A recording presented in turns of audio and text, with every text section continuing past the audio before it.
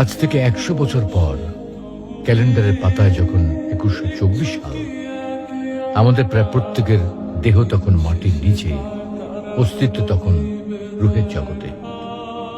ইতিমধ্যে ফেলে যাওয়া আমাদের সেই সুন্দর বাড়িটা হয়তো পরবর্তী প্রজন্ম ভোগ করছে। পছন্দের কাপড়গুলো ব্যাকডেটেড হয়ে গেছে। শখের গাড়িটা হয়তো অন্য কেউ চালাচ্ছে, আর আমায় খুব কম জনের স্মরণে রেখেছে হয়তো হয়তো কেউ ভাবেও না। হাতে তাদের সময় নেই, যাদের জন্য এত কিছু করতে করতে নিজের জীবনটাই শেষ করে দিয়েছিলাম। আচ্ছা আচ্ছা বাস্তবতার এই জীবনে আপনি আপনার দাদার দাদাকে কতবার স্মরণ করেন?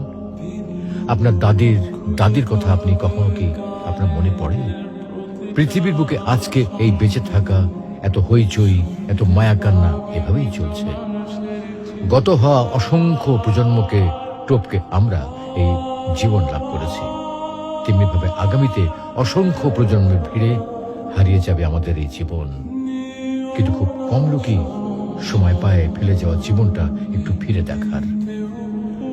বাস্তবতা হচ্ছে এই জীবনটা আমাদের কল্পনার চেয়েও অনেক অনেক ছোট।